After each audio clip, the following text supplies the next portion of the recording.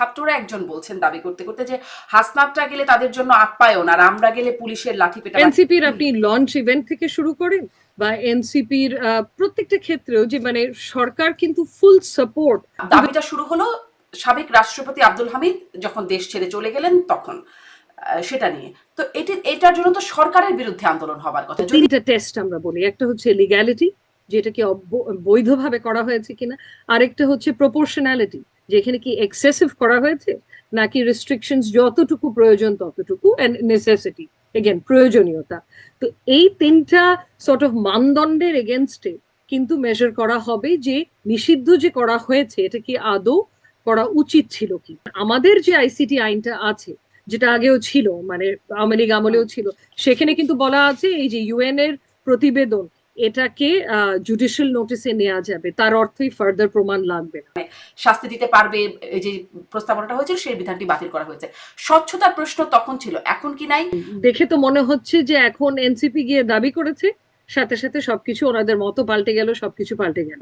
আইসিটির সামনে যতগুলো ট্রায়ালস আছে আওয়ামী লীগের নেতাদের বিরুদ্ধে প্রত্যেকটাকে প্রশ্নবিদ্ধ করবে এই ক্ষমতাটা দেওয়ার কারণে। নির্বাচন ছাড়া আপনি বুঝবেন কিভাবে জনগণের সমর্থন আছে কিনা। মানে রাজপথে নেমে গেছে এনসিপি, এনসিপি একটা দাবি করেছে, NCP is not reflective of বাংলাদেশের সব জনগণ। বিভক্তি তৈরি হয়ে গেল। সেনাপ্রধান তার অবস্থানটা স্পষ্ট করে জানিয়ে দিয়েছিলেন যে একটা ইনক্লুসিভ নির্বাচন দেখতে চান। প্রেক্ষাপটটা হচ্ছে গণ অভ্যুত্থানের মাধ্যমে ওনাদের পতন হয়েছে, ওনারা সাধারণ কোন নির্বাচনে হেরে আসেন। এই আইন শৃঙ্খলা সিচুয়েশনটা কিন্তু এখনো এই অন্তর্বর্তীকালীন সরকার পুরোপুরি নিয়ন্ত্রণে আনতে পারে। এখন নিষিদ্ধ করা হয়েছে, তারা কি চুপ করে বসে থাকবে? মানে সবাই সুবোধ বালক হয়ে যাবে যে আচ্ছা ঠিক আছে আমাদের উপর নিষেধাজ্ঞা জারি হয়েছে। নিষেধাজ্ঞা জারি করলেই যে কোনো ধরনের কার্যক্রম অ্যাকচুয়ালি করে না বা করার চেষ্টা করে না তা তো। ব্যারিস্টার রাশনা ইমাম, আপনাকে স্বাগত জানাচ্ছি আমার আজকের পালস অফ পলিটিক্স এর আয়োজনে। আপনার কাছ থেকে শুরু করি যে এই পরিস্থিতি আমরা এখন দেখছি, নানান আন্দোলন চলছে। জগন্নাথ বিশ্ববিদ্যালয়ের আন্দোলনেরটা বেশ চোখে পড়ছে এখন। যমুনা ঘেরাও, রাস্তায় আন্দোলন, এখন অনশন। সেই অনশন ভেঙেছে বলে অবশ্য আমরা খবর পাচ্ছি। তার কিছুদিন আগে নার্সিং ডিপ্লোমাকে স্নাতক এর মান দেওয়ার জন্য আন্দোলন। তারপরে নানান আন্দোলন শুনতে পাচ্ছি। 7 কলেজের ছাত্ররা তারা আবার আন্দোলন নামবে। একটু আগে শিরোনাম দেখছিলাম, বিশ্ববিদ্যালয় করার দাবিতে আন্দোলনে নামবে। এই যে মানে মানুষ শুধু আন্দোলনের একটা নগরীতে পরিণত হয়ে গেছে ঢাকা। দেখছিলাম সেদিন একটা বাবা তার মেয়েকে নিয়ে অ্যাম্বুলেন্সে আটকা পড়েছে, সে মিনতি করছে, অনুরোধ করছে যে আন্দোলনকারীদের রাস্তাটা ছেড়ে দিতে। এই যে সাধারণ মানুষের হয়তো তাদের দাবি, যারা আন্দোলন করছে তারা যৌক্তিক দাবি দেওয়া নিয়ে আন্দোলন করছেন, কিন্তু সাধারণ মানুষের নিত্যদিনের জীবন যে ব্যাহত হচ্ছে, ক্ষতিগ্রস্ত হচ্ছে, তাদের কি কোনো প্রতিকার নাই? জি, ধন্যবাদ। এটার একদিকে একটা ইতিবাচক দিক আছে, কিন্তু এখন যে মাত্রায় আন্দোলন শুরু হয়েছে এবং যেরকম অ্যাট টাইমস অযৌক্তিক দাবির ভিত্তিতে আন্দোলন হচ্ছে, এটার নেতিবাচক দিকটা খুব অবভিয়াস হয়ে যাচ্ছে। সো আমি যদি এখানে একটু, সিন্স আমি নিজেও আইন অঙ্গনের মানুষ, একটু আইনের ব্যাখ্যাটা নিয়ে আসি। যে ধরেন সমাবেশ, জনসভা বা শোভাযাত্রা, এগুলো করা আমাদের মৌলিক অধিকার, মৌলিক অধিকারের মর্যাদা এটা পেয়েছে আর্টিকেল 37-এ আমাদের সংবিধানে। কিন্তু এই অধিকারটাও কিন্তু একটা অ্যাবসোলুট রাইট না। তার অর্থ হচ্ছে যে এর উপরে এটা কিন্তু প্রথমত যুক্তিসঙ্গত রেস্ট্রিকশনস আরোপ করা যাবে এই অধিকারের উপরে, এবং সেটা আরোপ করতে হবে আইনের মাধ্যমে। সরকার চাইলেই যে বাধা দিতে পারবে বা অধিকার ক্ষুণ্ণ করতে পারবে তা না। এবং দ্বিতীয়ত এটা শান্তিপূর্ণ হতে হবে, নিরস্ত্র হতে হবে। সো এইসব কিছু কোয়ালিফিকেশনস আছে আমরা যখনই এই অধিকারটা এক্সারসাইজ করতে যাই। তো একদিকে আমরা দেখেছি যে আওয়ামী লীগ সরকারের আমলে নানাভাবে এটা ক্ষুণ্ণ করা হয়েছে, এই স্পেসটা ছিল না কোনো দাবি দেয়া। কিন্তু তার অর্থ এই না যে প্রতিনিয়ত প্রতিদিনই কিছু না কিছু ব্যাপারে যৌক্তিক হোক অযৌক্তিক হোক আমরা একটা দাবি দেওয়ার শহরে পরিণত হব, যেটা এখন মনে হচ্ছে যে হয়ে গেছি। যে যৌক্তিক দাবির ক্ষেত্রে ধরেন আমি বলবো যে সরকারের উচিত অন্য একটা পন্থা বের করা, যে দাবি দিয়েই যে সবকিছুর কি বলবো ফলাফল পাওয়া যাবে, এটা একটা খুব খারাপ ধরনের নজিরও স্থাপন করছে এবং আরো আরো খারাপের দিকে যাচ্ছে আস্তে আস্তে। আমি যেটা বলতে চাইছি যে দাবি দেওয়া ছাড়াও সরকার has to figure out a way যেখানে একটা রেজলিউশনে পৌঁছাতে পারবো, একটা মিডল গ্রাউন্ডে পৌঁছাতে পারবো, যেখানে দাবিগুলো আমরা অ্যাড্রেস করতে পারবো, যে ক্ষেত্রে দাবিগুলো যৌক্তিক। আর যে ক্ষেত্রে দাবিগুলো অযৌক্তিক সেক্ষেত্রে যে একটা কি বলবো একটা এখন ডেঞ্জারের দিকে আমরা যাচ্ছি, সেটা হচ্ছে যে একটা নজির সর্ট অফ স্থাপন হয়ে গেছে যে দাবি দিলেই কিছু একটা করছে সরকার। যে অনেক সময় দেখা যাচ্ছে দাবিটা যৌক্তিক হলেও দাবি দিলেই যদি করে সেক্ষেত্রে সবার মানে অপটিক্সটা তো খারাপ। সবার তখন কি মনে হবে যে আমি অযৌক্তিক দাবি করলেও দাবি দিলেই কিছু না কিছু একটা রেসপন্স সরকারের থেকে আসবে, এছাড়া সরকারের থেকে কোনো রেসপন্স আসবে না। ধরেন অনেক কিছুই সরকার প্রোঅ্যাক্টিভলি করতে পারতো। আওয়ামী লীগ নিষিদ্ধ করলো যে আওয়ামী লীগের কার্যক্রম, সেটা তো প্রোঅ্যাক্টিভলি করতে পারতো। অনেকদিন তো সময় পেরিয়ে গেছে আমাদের জুলাই আগস্টের আন্দোলন পরেও, কিন্তু দেখা যাচ্ছে কখন গিয়ে করলো, যখন দাবিটা দেয়া হলো। তো জিনিসটা খুব আসলে দাবিটা অনেকদিন ধরেই তো ছিল, দাবিটা তো ছিলই, কিন্তু যেটা হলো দাবিতে একটা 1 ঘন্টার আলটিমেটাম অনেক ঘটনা ঘটলো, তার আগে দাবিটা শুরু হলো বিক্ষোভ আন্দোলনে পরিণত হয়নি তো, দাবিটা এতদিন তো রাজপথে নেমে আসে। একদমই এখন রাজপথে আনার পর তারা হুট করে ব্যান নিষিদ্ধ করলেন। তো এই অপটিক্সটা তো খারাপ, কারণ এটার অর্থটা কি যে দাবি দিলেই কিছু একটা হবে। তো তার মানে যার যা দাবি আছে রাস্তায় নেমে আসো, আমাকে বাধ্য করলে আমি মেনে নেব, এরকমই একটা জায়গায় গিয়ে পৌঁছাচ্ছে কিনা, যেটাকে আপনি খারাপ নজির বলছেন। এই যে আইনের মাধ্যমে সরকার আসলে এগুলো মানে আপনি বলছেন দাবিগুলো জানানোরও একটা পদ্ধতি আছে, বা দাবিগুলো মানারও একটা পদ্ধতির মধ্যে যেতে পারে, যে এই নজিরটা স্থাপন করা আসলে যৌক্তিক হচ্ছে না। সরকার একটা বৈষম্য করছে কিনা দাবি নেওয়ার ক্ষেত্রেও, এই যে আপনি বলছেন আওয়ামী লীগ নিষিদ্ধ করে একটা দাবি, সেটি আছে যৌক্তিক দাবি, অযৌক্তিক দাবি, নানান রকম দাবি এছাড়াও আছে রাস্তায়। ধরি আমি যদি যে জগন্নাথ বিশ্ববিদ্যালয়ের ছাত্রদের দাবি, ছাত্ররা একজন বলছেন দাবি করতে করতে যে হাসনাতরা গেলে তাদের জন্য আপ্যায়ন, আর আমরা গেলে পুলিশের লাঠিপেটা বা কাঁদানে গ্যাস, তারা এই অভিযোগ করছেন। যেখানে আমরা দেখছি আসলে শীতল পানি দেওয়া হচ্ছে, খাবার পানি সরবরাহ করছে, 144 ধারা সেখানে ভাঙা মানার ব্যাপারটা খুব একটা সরব না পুলিশ, কিন্তু এই ছাত্ররা গেলে তাদেরকে আসলে লাঠিপেটা বা তাদের উপরে কাঁদানে গ্যাস, সাউন্ড গ্রেনেড ছোড়া হচ্ছে। প্রাথমিক শিক্ষকরা যখন আন্দোলনে যাচ্ছেন জল কামান ছোড়া হচ্ছে। সরকার কি পছন্দের মানুষ পছন্দের দাবি করলে মানবো, আর অপছন্দের দাবি হলে মানে তার জন্য ট্রিটমেন্ট ভিন্ন, এরকম একটা বৈষম্যের জায়গায় আছে মনে হয়? এটি এখন আলোচিত হচ্ছে বেশ। জি, এটা আলোচিত হচ্ছে এবং যুক্তিসঙ্গত কারণে আলোচিত হচ্ছে, এবং কারণটা হচ্ছে যে প্রথম থেকে আমরা দেখেছি একটা সরকারের দিক থেকে favouritism when it comes to NCP. এনসিপির আপনি লঞ্চ ইভেন্ট থেকে শুরু করেন বা এনসিপির প্রত্যেকটা ক্ষেত্রেও যে মানে সরকার কিন্তু full support to the extent, অনেকে বলছে যে স্টেট স্পন্সার্ড এই পার্টিটা, এবং যে কারণে হয়তো এই সরকার কি আদৌ নির্বাচন এই সরকারের অধীনে হওয়ার ক্ষেত্রে নিরপেক্ষ কি না সে ব্যাপারেও কিন্তু অনেক ধরনের প্রশ্ন উঠছে, যে এই ফেভারিটিজম যেটা ডিসপ্লে করছে। আমি অপটিক্সে রেস্ট্রিক্টেড থাকবো, কারণ অ্যাকচুয়ালি সরকারের ভেতরে কি হচ্ছে কি হচ্ছে না সেটা তো জানা সম্ভব নয়। ধরেন অপটিক্সটা আমি লঞ্চ থেকেই যদি শুরু করি এনসিপির, তাহলে সেই ক্ষেত্রে লঞ্চের ইভেন্টটা কোথায় হয়েছে? মানিক মিয়া অ্যাভিনিউতে। এর আগে আমি জানি না গোটা 20-30 বছরে মানিক মিয়া অ্যাভিনিউর মতো একটা লোকেশনে পারমিশন কি সরকার থেকে কোনো রাজনৈতিক দল পেয়েছিল কিনা তাদের লঞ্চ ইভেন্ট বা কোনো ধরনের অনুষ্ঠান করার জন্য। তারপরে আপনি জানেন যে ট্রান্সপোর্টেশনের ব্যাপারটা, ওনাদের লঞ্চ ইভেন্টে দেশের নানা প্রান্ত থেকে কিভাবে এসেছে লোকজন, তাদেরকে ওই যে বাস রেকুইজিশন করে আনা হয়েছে, সেখানেও কিন্তু সরকারের সহায়তা ছিল, সহযোগিতা ছিল ফুল ফ্লেজেড। তারপরে ধরেন তাদের ওনাদের নেতৃত্ব যে দিচ্ছেন নাহিদ ইসলাম, উনি তো সরকারের ক্যাবিনেটেই ছিলেন, ওখান থেকে উনি রেজিগনেশন দিয়েছেন, ভেরি গুড, কিন্তু ওনাদের তো বাকি দুজন এখনো আছে। সো ওনারা কি নির্বাচনের ঠিক আগ মুহূর্তে রেজিগনেশন দিয়ে তারপরে জয়েন করবে? যদি তাই হয়ে থাকে তাহলে তো ফুললি মানে একদম ইন্টেগ্রাল পার্ট অফ সরকার হয়ে যায় এনসিপি। তারপরে ধরেন অনেকভাবে যে ওনাদের যে লঞ্চটা হলো, প্রত্যেকটা সোশ্যাল মিডিয়া প্ল্যাটফর্মে সরকারের কি অফিসার্সরা ওনাদেরকে কনগ্রাচুলেশন জানিয়েছে, অভিনন্দন জানিয়েছে। অন্যান্য পার্টির ক্ষেত্রে কিন্তু কখনোই আমি এমন কিছু দেখিনি। তো একটা হচ্ছে যে আচ্ছা ঠিক আছে, নতুন একটা পার্টি, ওনাদেরকে আমরা একটু ইন্সপায়ার করি, একটু ইন্সপিরেশন দিই, একটু এনকারেজমেন্ট দিই, সেটা এক অর্থ। আরেকটা হচ্ছে ফুল ফ্লেজেড স্পন্সরশিপ। এই যে আপনি দেখেন যে ওনাদের যে ইফতার পার্টিগুলো অত্যন্ত ল্যাভিশ ছিল, তো এটার ফান্ডিংটা কোথা থেকে এসেছে? এই প্রশ্নগুলো তো সবার মনে উঠেছে, যে যদি বিজনেস কমিউনিটি ফান্ড করেও থাকে, বিজনেস কমিউনিটি কেন ফান্ড করেছে, তাদের কেন মনে হয়েছে এদের ফান্ড করলে কোনো ধরনের লাভ হবে?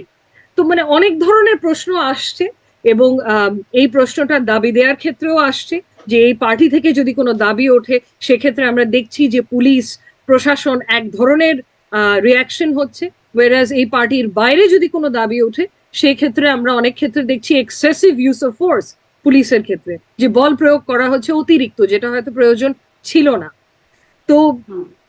নিরপেক্ষতা নিয়ে অনেক ধরনের প্রশ্নের প্রশ্ন কথা আছে আছে। আপনি বলছেন। জি, মানে এই জি, যে দাবি দেওয়া উঠলো, ধরেন আওয়ামী লীগ নিষিদ্ধের যে দাবি আমি বলছিলাম যেটা আছে আগে থেকেই, কিন্তু রাজপথের আন্দোলন হলো এই সময়। আন্দোলনটা যেটা নিয়ে শুরুও হলো, মানে সরকার ব্যাক করছে, আবার সরকারকেও কি কোনোভাবে ব্যাক করছে, আমি আসলে এই জায়গায় একটা কনফিউশন থেকে এই প্রশ্নটা করছি।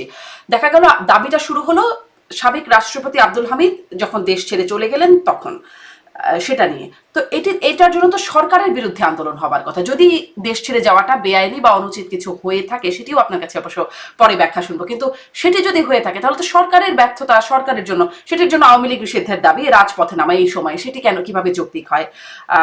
আর সরকার কি এই দাবিটা মানবে বলেই এই দাবিটা করানো হলো কিনা, এই আলোচনাগুলো এখন কিন্তু আসছে। আপনার আসলে এই বিষয়ে কি মনে হয়? কারণ এর আগেও আমরা দেখছি ওবায়দুল কাদের চলে গেলেন, সেনানিবাসে 626 জনের মধ্যে 2 জনের খবর অবশ্য সাবেক স্বরাষ্ট্র উপদেষ্টা ব্রিগেডিয়ার শাখাওয়াত আমার এই অনুষ্ঠানেই বলেছেন যে সেনাবাহিনী তাদের কাছে হস্তান্তর করেছেন আনিসুল হক আর সালমান এফ রহমান, বাকিদের আসলে কোথায় গেল? এই খবরগুলো, এই জবাবদিহিতাগুলো তো পাওয়া যাচ্ছে না। সরকারের এই ব্যর্থতা কি এনসিপি ঢাকছে? জি, সরকারের সাথে এনসিপির একটা ওতপ্রোতভাবে জড়িত মনে হচ্ছে আমাদের সবার কাছে, যে এখন ব্যর্থতাগুলো ঢাকার জন্য, ডিস্ট্রাকশনের জন্য কি আওয়ামী লীগ নিষিদ্ধ করা হয়েছে কিনা সেটা হয়তো আমার মতে একটু ফারফেচড হয়ে যাচ্ছে। কিন্তু আরেকটা জিনিস যেটা প্রশ্ন যাচ্ছে, যে এই যে আন্দোলনগুলো কি অর্গানিক ভাবে হচ্ছে নাকি আন্দোলনগুলো ম্যানুফ্যাকচার করা হচ্ছে, সেটাও আরেকটা প্রশ্ন অনেকের মনেই জেগেছে, যে আন্দোলনটা কি হয়তো সরকারই করাচ্ছে কিনা।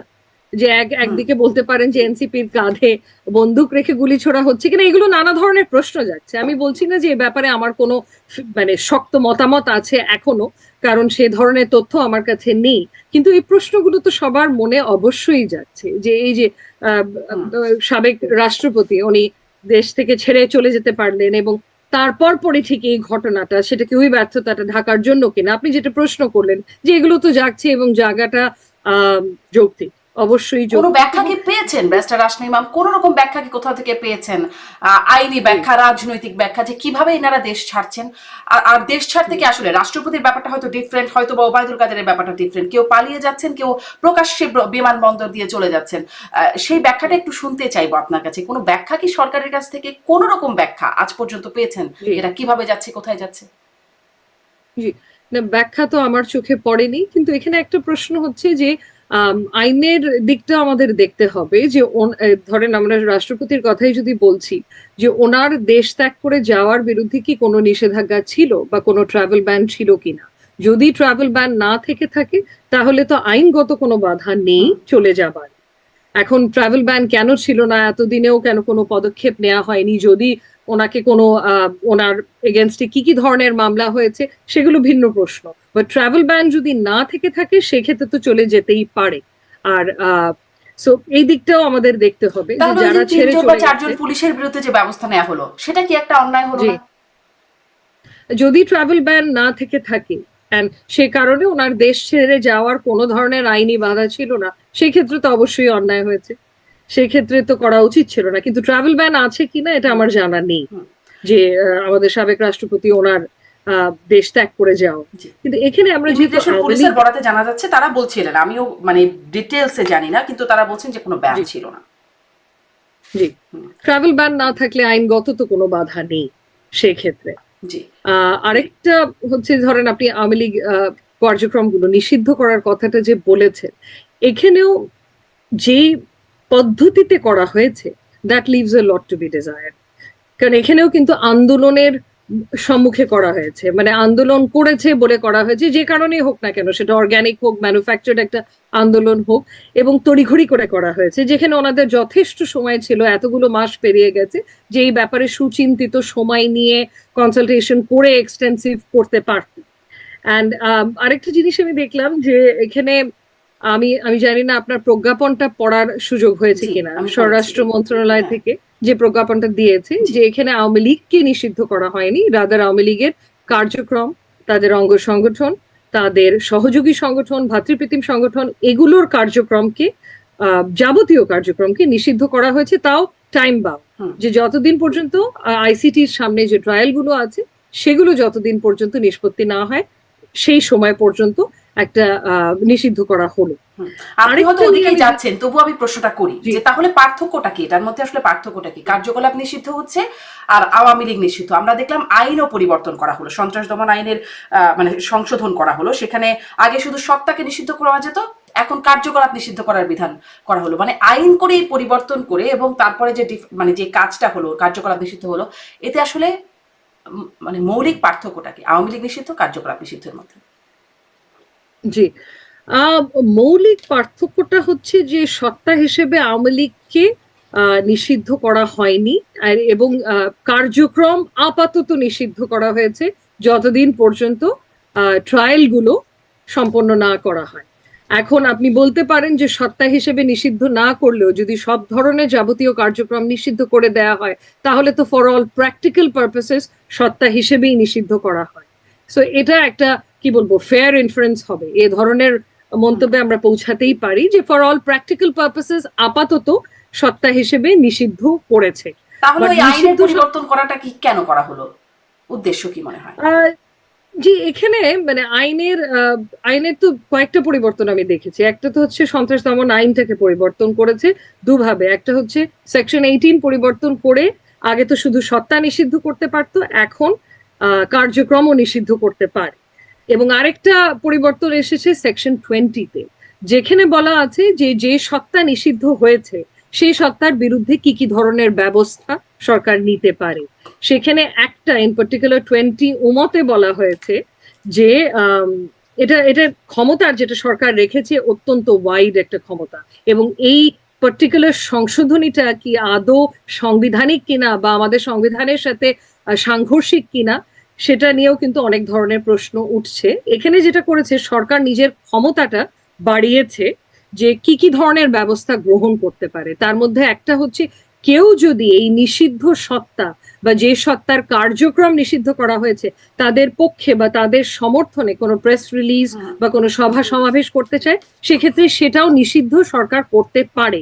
কিন্তু সেটা কিন্তু এখনো নিষিদ্ধ করা হয়নি। এ ব্যাপারে আমি কিছু মিসলিডিং নিউজ দেখেছি পত্রপত্রিকায় যে সাধারণ মানুষ যে ধরেন আওয়ামী লীগ বা আওয়ামী লীগের অঙ্গ সংগঠনের মেম্বার না, তারা কি এখন আওয়ামী লীগের ফেভারে কোনো ধরনের কথা বলতে পারবে কিনা, নাকি সেটাও নিষিদ্ধ করা হয়েছে। সেটা কিন্তু নিষিদ্ধ এখনো করা হয়নি।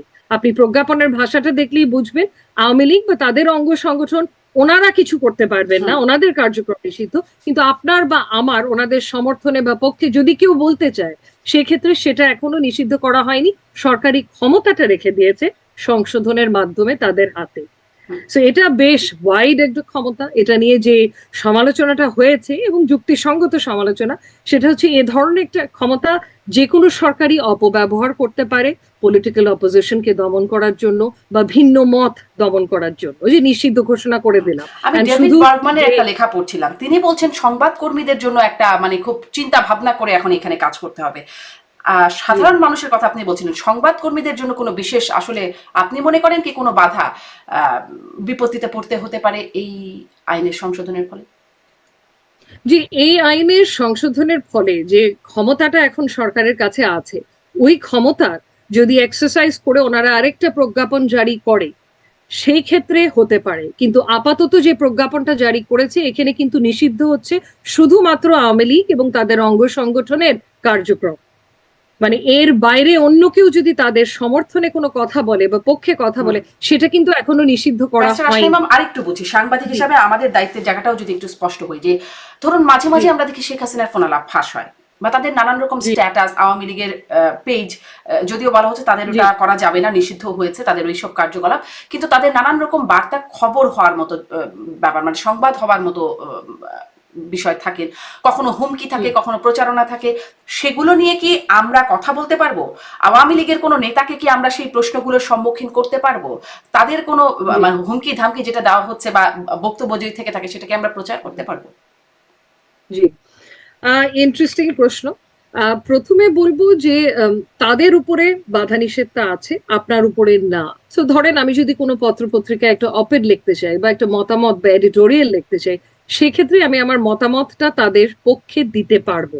আমার ধারণা এটা স্পষ্ট মোটামুটি, হুম। এটাতে কোনো বাধা নেই, সেটা তাদের সমর্থনে বা পক্ষে হলেও দিতে পারবো। কিন্তু আপনি যে এরিয়াটা পয়েন্ট আউট করলেন সেটা হচ্ছে যে তাদের এই বিবৃতি যেটা আইনে নিষিদ্ধ করা হয়েছে সেটা কি আমি একটা সংবাদ মাধ্যমে ক্যারি করতে পারবো কি, হুম। এটাই তো হ্যাঁ, আপনার হ্যাঁ, হ্যাঁ, প্রশ্নটা। একদমই। হ্যাঁ, এটা তো আমি বলবো শারমিন এটা একটা গ্রে এরিয়া। কারণ এখানে যেটা ধরেন আইনের চোখে বলতে পারে যে এই জিনিসটা তো ওনারা তো এই বিবৃতি দিতেই পারে না, এটা তো বেআইনি, তো এটা আপনি ক্যারি করছেন কেন। কিন্তু টেকনিক্যালি আমি যদি দেখতে চাই একজন আইনজীবী হিসেবে দু ধরনের আর্গুমেন্টই করা যায়, দুই সাইডেই আর্গুই করা যায়। আমি এই সাইডে হলে আমি বলবো আমার উপর তো কোনো বাধা নিষেধ নেই, কারণ আমি তো আওয়ামী লীগ বা তার সংগঠনের মেম্বার না। সো আমি তো এটা ক্যারি করতেই পারি। হ্যাঁ, কিন্তু যে বিবৃতিটা দিচ্ছেন আওয়ামী লীগের যদি কোনো অঙ্গ সংগঠন বা নেতা বা আওয়ামী লীগের কেউ হয়ে থাকে, তার উপরে একটা বাধা নিষেধ আছে, সেই বাধা নিষেধটা সে লঙ্ঘন করছে, সো তার এগেনস্টে আইনি ব্যবস্থা নেওয়া যাবে। তো দু ধরনের আর্গুমেন্টই হয়। বাট আপনি যেটা বললেন যে এটা একটা মানে এটা একটা গ্রে এরিয়া, হুম। এখানে কিন্তু সাংবাদিকরাও কিছু দূর সংকটে পড়তে পারে। জি, মানে যেই আসলে এতদিন ধরে যেটাকে কালো আইন বলে যেটার বিরোধিতা করে আসা হয়েছে সেই আইনের অধীনেই এত কিছু হচ্ছে। আমি আরো একটু আসলে আইনের বিষয়ে আপনার কাছে আরো একটু প্রশ্ন করতে চাই যে আম, এই সংশোধনীর প্রয়োজনটাই কেন হলো সেটিও একটু আপনার কাছে একটু শুনবো যে আসলে এই সংশোধনীটা আপনার কাছে খুব প্রয়োজনীয় মনে হচ্ছে কিনা। এমনিতেই তো আওয়ামী লীগ কি আর করতে পারছিল, আর এগুলো করে কি আসলে তাদের সেই কার্যকলাপকে বন্ধ করতে পারবে? মূলত দেখছিলাম অনলাইন কিছু কার্যকলাপ এখনো আওয়ামী লীগের পেজ আছে, এখনো আওয়ামী লীগের ফেসবুক পেজে তাদের যা যা বার্তা সব তো চলছেই। এগুলো কি আসলে আটকাতে পারবে সরকার? এগুলো আটকে বিটিআরসির মাধ্যমে কিছু দূর হয়তো কন্ট্রোল করতে পারবে, বাট এর বাইরে তো এটা সম্ভব না। কারণ অনেকগুলোই তো মানে পোস্ট করা হচ্ছে বাইরে থেকে। তো টেকনিক্যালি এটা কতদূর আটকাতে পারবে সেখানে আমার সন্দেহ আছে। আর নিষিদ্ধ করার ব্যাপারটা এখানে ধরেন কিসের অধীনে নিষিদ্ধ করেছে, আমরা যদি আইনের দিকে তাকাই যে সন্ত্রাস বিরোধী আইনের উপরে, তো এখানে কি সরকারকে একদম অবাধ ক্ষমতা দেয়া হয়েছে যখন ইচ্ছে তখন যে কোনো কিছু নিষিদ্ধ করা? না, দেয়া হয়নি। এখানে বলা আছে যে যুক্তিসঙ্গত কারণে হুম। নিষিদ্ধ করতে পারে। তো এখন যদি প্রশ্ন ওঠে যে যুক্তিসঙ্গত কারণ ছিল কিনা, এখানেও কিন্তু একেবারে যে কোনো ধরনের আর্গুমেন্ট প্লেস করা যাবে না তা তো নয়।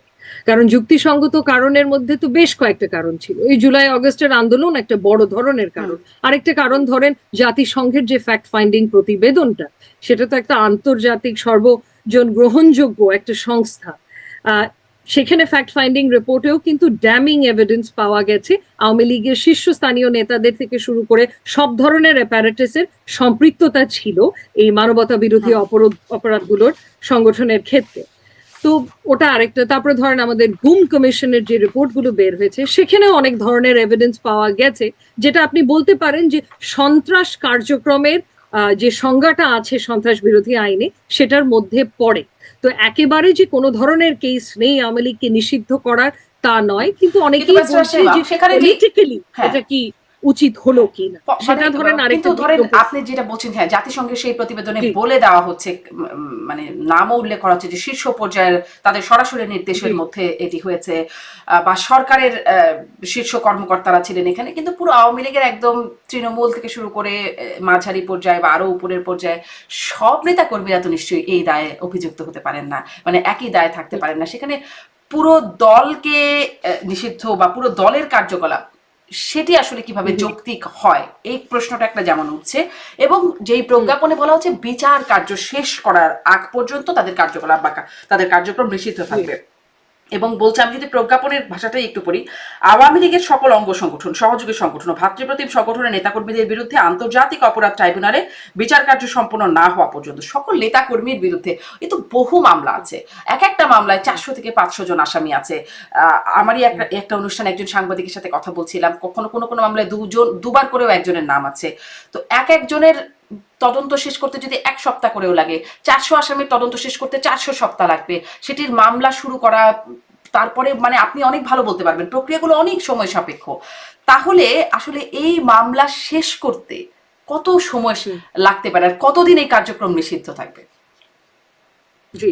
আপাতত তো প্রজ্ঞাপনের ভাষাটা খুব স্পষ্ট এই ব্যাপারে, যতদিনই লাগুক না কেন, যতদিনই এই মামলা প্রক্রিয়া চলবে ততদিন নিষিদ্ধ করেছে। কিন্তু তাই বলে এই না যে সরকার আবার আরেকটা প্রজ্ঞাপন দিয়ে এটা লিফট করতে পারবে না।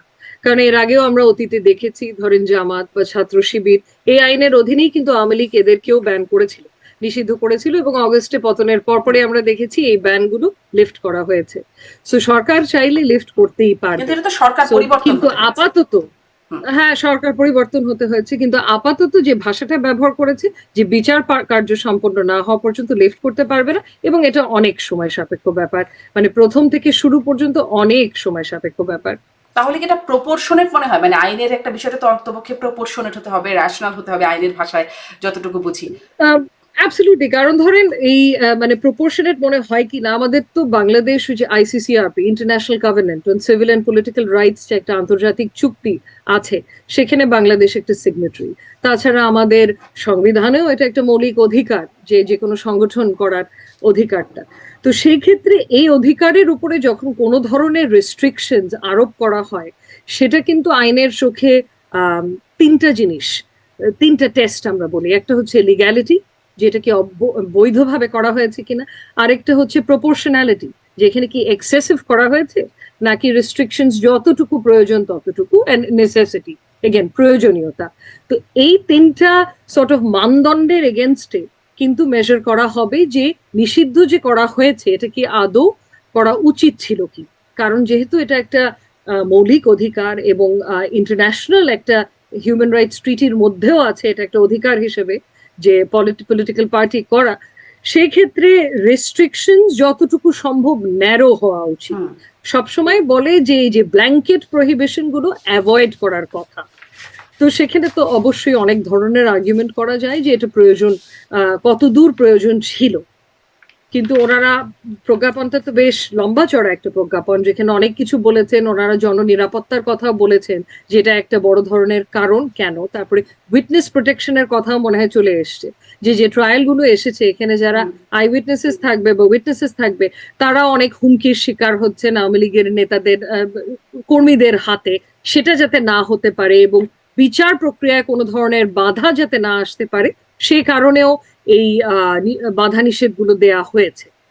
সো অনেস্টলি খুব একটা, it's not an easy question to answer. It's not an easy question to মানে আনসার। এই প্রশ্নটাও আসছে যে একই আইনে জামাতকে নিষিদ্ধ করা হয়েছিল, জামাতের পুরো দলকে নিষিদ্ধ করা হয়েছিল, আপনি বলছিলেন।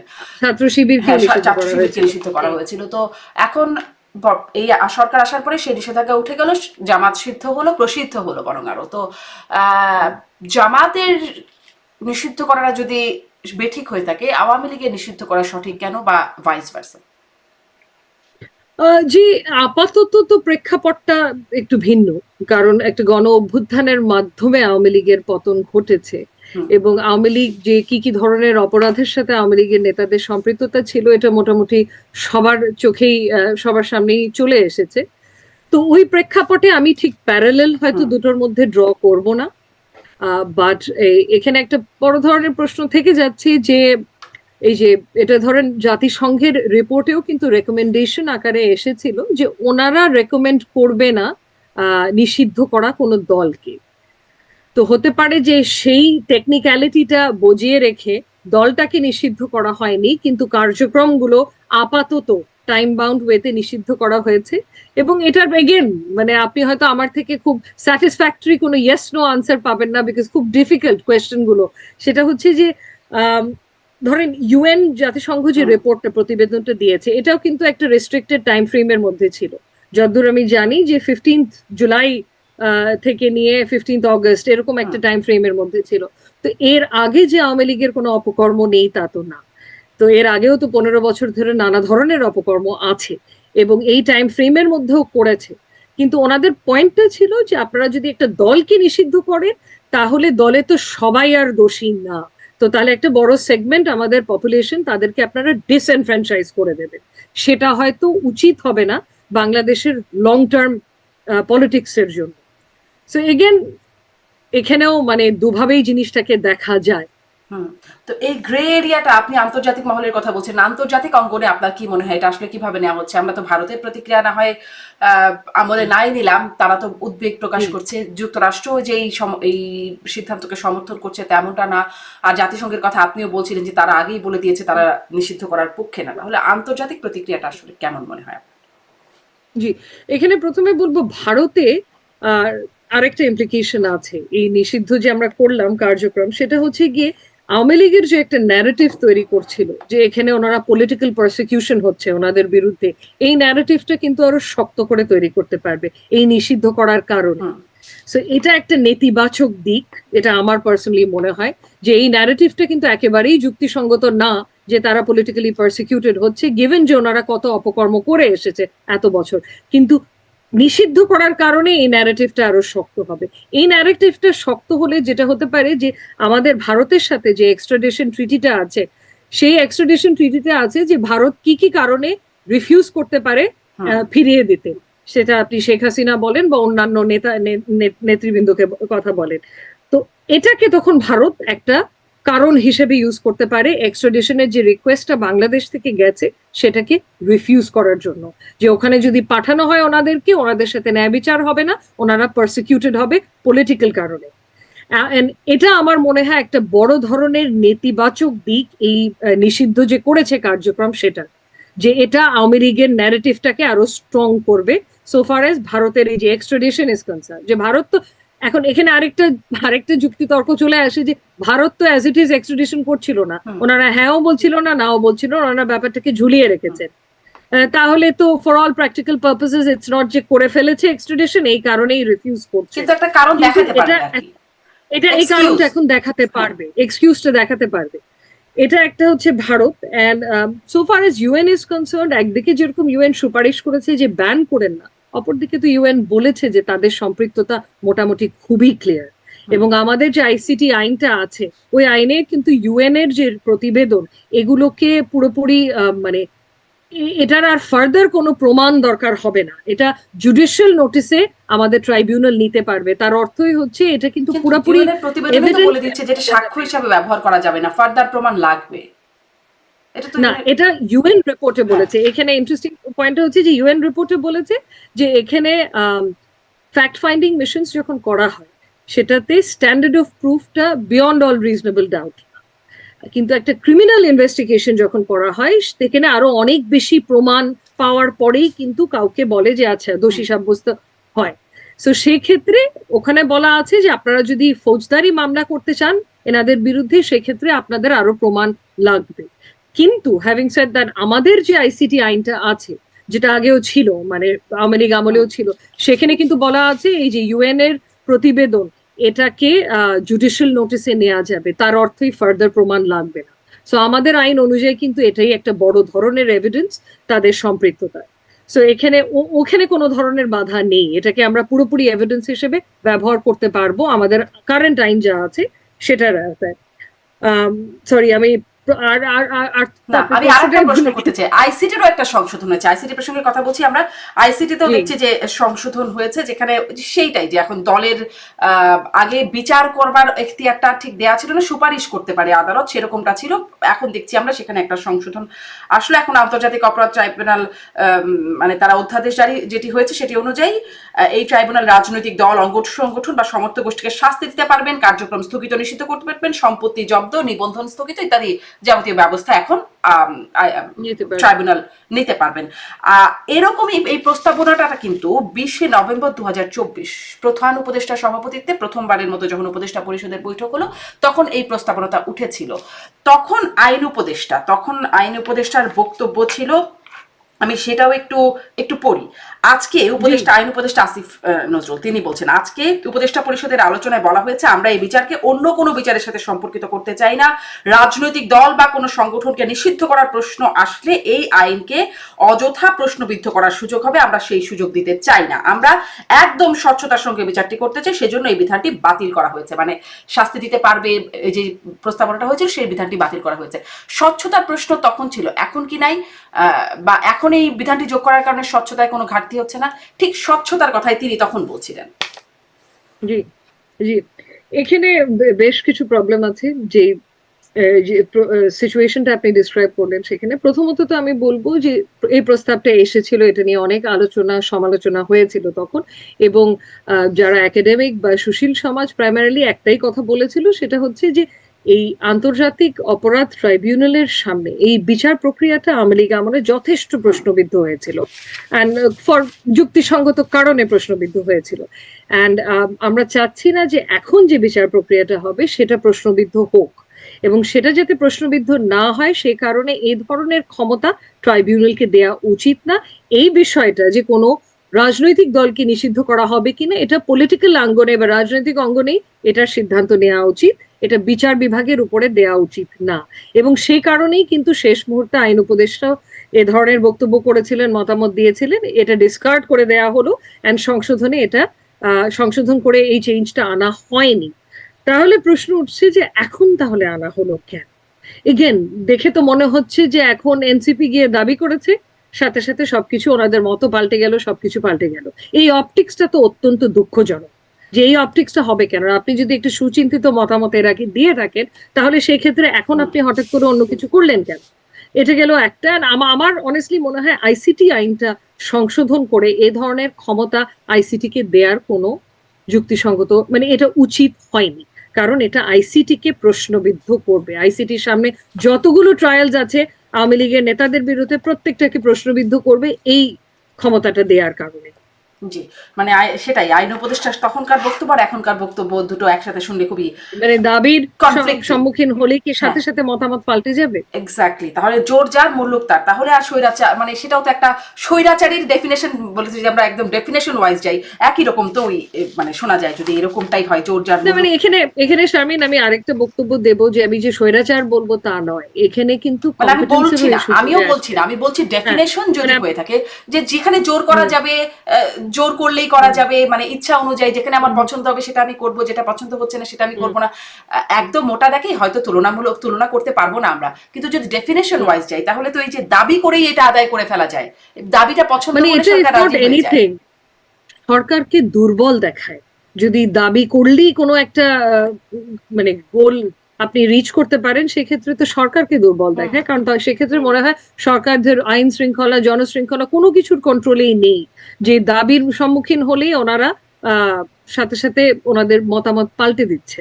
তো এটা খুব মানে যেটা আমি আগেও বলেছি একটা খারাপ নজির স্থাপন করছে। জি, এবারে একটা এই প্রশ্নটা যেতে চাই যে যখন প্রশ্নটা 5ই আগস্টের পরে প্রশ্ন আসলো যে অন্তর্বর্তী একটা রিট হয়েছিল, অন্তর্বর্তী সরকার বৈধ কিনা বা আইনগত ভিত্তি আছে কিনা সেটা একটা রিট হয়েছিল, সেই রিটটি খারিজ করে দেওয়া হয়েছিল এবং তখন সুপ্রিম কোর্ট মতামত দিয়েছিল যেখানে এই সরকারের কার্যকলাপ বা সরকারকে বৈধতা দেওয়ার একটা জায়গা এসেছিল। সেখানে বলা হয়েছে রাষ্ট্রের সাংবিধানিক শূন্যতা পূরণে, সুপ্রিম কোর্টের মতামত থেকে পড়ছি, রাষ্ট্রের সাংবিধানিক শূন্যতা পূরণে জরুরি প্রয়োজনে রাষ্ট্রপতি রাষ্ট্রের নির্বাহী কার্য পরিচালনার জন্য অন্তর্বর্তী ব্যবস্থা হিসেবে প্রধান উপদেষ্টা ও অন্যান্য উপদেষ্টা নিয়োগ করতে পারেন। রাষ্ট্রের জরুরি নির্বাহী কার্য পরিচালনার জন্য যেটি করা হচ্ছে, মানে এগুলো কি নির্বাহী কার্যের মধ্যে পড়ে সরকারের?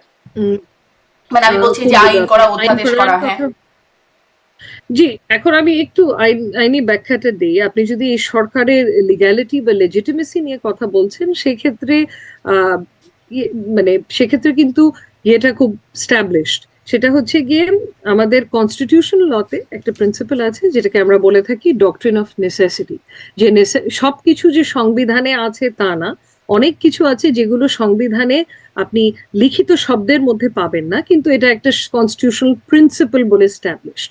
তার মধ্যে একটা হচ্ছে doctrine of necessity. Doctrine of necessity বলছে যে প্রয়োজনীয়তা যদি অ্যারাইজ করে সেক্ষেত্রে সেই প্রয়োজনীয়তাটাই একটা সরকারকে লেজিটিমেসি বা বৈধতা দেবে। এবং এই ক্ষেত্রে প্রয়োজনীয়তা ছিল কারণ শেখ হাসিনা পালিয়ে চলে গেছেন দেশ ছেড়ে, তার প্রধানমন্ত্রীর দায়িত্ব সব ছেড়ে পালিয়ে চলে গেছেন, একটা ভ্যাকিউম সৃষ্টি হয়েছে, সে কারণেই এই প্রয়োজনীয়তা স্ট্যাবলিশড হয়েছে এবং সেই কারণেই এই সরকার বৈধতা পেয়েছে। এবং এ ব্যাপারে সুপ্রিম কোর্ট তাদের উপদেষ্টামূলক এখতিয়ার, এটাকে আমরা বলে থাকি আর্টিকেল 106 এর আন্ডারে আমাদের সংবিধানে একটা অ্যাডভাইজারি ওপিনিয়নও একটা দিয়েছে। এটা বাধ্যতামূলক কিছু না, কিন্তু ওখানেও তারা এই জিনিসটাই অ্যাকনলেজ করেছে যে বৈধতাটা আসছে এই প্রয়োজনীয়তাটা থেকে।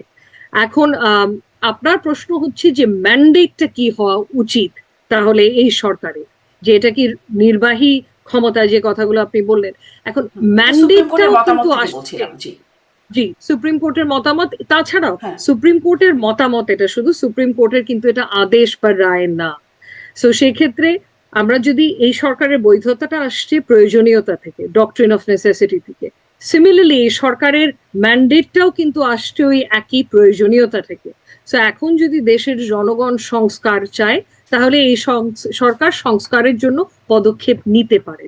এখন সেটা কত দূর নিতে পারে সেক্ষেত্রে ডিপেন্ড করবে যে প্রতিনিয়ত সরকারের সাথে জনগণের এই ম্যান্ডেটটা, এই সাপোর্টটা আছে কি না। ঢালাও ভাবে সংস্কার চায় এটা বলবে কি করে জনগণ? জনগণ যে চায় এটা জনগণ বলবে কি করে? জি, এটা একটা যুক্তিসঙ্গত প্রশ্ন, কারণ যে কোনো গণতন্ত্রে জনগণের বলার মাধ্যম তো একটাই, সেটা হচ্ছে নির্বাচন। নির্বাচনের মাধ্যমে তাদের নির্বাচিত প্রতিনিধিদের মাধ্যমে জনগণ তাদের সিদ্ধান্তগুলো দেয় এবং রাষ্ট্র পরিচালনা করে। সেক্ষেত্রে এটা তো নির্বাচিত সরকার না, কিন্তু এটা একটা গণমাধ্যমের কনটেক্সটে আসা ডক্ট্রিন অফ নেসেসিটি। সো এখন যেই সিচুয়েশনটা দাঁড়িয়েছে যে ম্যান্ডেটটা কি, ঢালাও ভাবে রিফর্ম করার ম্যান্ডেট কি আছে? আমার মতে পার্সোনালি ঢালাও ভাবে রিফর্ম করার ম্যান্ডেট এই সরকারের নেই। যেসব ব্যাপারে সরকার একটা ঐক্যমত স্থাপন করতে পারবে সেসব ব্যাপারে রিফর্ম করে সরকারের নির্বাচনের দিকে এগিয়ে যাওয়া উচিত, যে কারণেই একটা ঐক্যমত স্থাপন করার কমিশন গঠন করা হয়েছে, যেখানে সব রাজনৈতিক দলগুলোর সাথে বসা হচ্ছে একটা ঐক্যমত স্থাপন করার জন্য। সো এই ন্যূনতম সংস্কারগুলো করে নির্বাচনের দিকে এগিয়ে যাওয়া, কারণ আমরা যদি গণতন্ত্র বলে নিজেদেরকে আখ্যায়িত করতে চাই সেক্ষেত্রে কিন্তু আমরা নির্বাচন ইনডেফিনেটলি পেছাতে থাকলে আর বলতে পারবো না গর্ববোধ করে যে আমরা একটা গণতন্ত্র। সো এই ব্যাপারে আমি আরেকটা কথা বলবো যে সব প্ল্যাটফর্মে একটা ডিবেট দেখছি যে সংস্কার না নির্বাচন, ন্যায় বিচার না নির্বাচন। এটা আমার কাছে পুরোপুরি মনে হয় যে একেবারেই ননসেন্সিক্যাল একটা ডিবেট। কারণ প্রথমত সংস্কার চারটিখানি ব্যাপার না। ইটস নট যে দুটো সংস্কার করলেই দেশের সব সমস্যার সমাধান হয়ে যাবে। সংস্কার একটা অনগোয়িং প্রসেস। সো সংস্কার করে নির্বাচন, এটা it does not make any sense at all. তারপরে ধরেন ন্যায় বিচার, আপনি কিছুক্ষণ আগে নিজেই বলেছেন যে ন্যায় বিচার একটা সময় সাপেক্ষ ব্যাপার, অনেক সময় লাগবে প্রথম থেকে শেষ পর্যন্ত এই পুরো বিচার প্রক্রিয়া। ততদিন কি আমরা নির্বাচন ছাড়া বসে থাকবো? আমার মনে হয় যতদিন যেতে থাকবে সরকারের, আপনার কথা শুনে মনে পড়লো এরকম একটা প্রস্তাবনা এসেছিল, সেটি এখনো গেজেট হওয়ার অপেক্ষায় ছিল বলে জানি, যে অনির্দিষ্ট মানে এই সরকারের সময়কাল অনির্দিষ্ট এবং তাদের কোনো কার্যকলাপকে প্রশ্ন করা যাবে না, এরকম একটা জি এক পর্যায়ে এরকম একটা অধ্যাদেশের ড্রাফট আমি দেখেছিলাম, কিন্তু এটা মনে হয় প্রজ্ঞাপন আকারে আসেনি এবং এটা নিয়ে আর কোনো কথাবার্তাও দেখিনি। ওটা অত্যন্ত দুঃখজনক হতো, কারণ এটা পুরোপুরি অসাংবিধানিক হতো।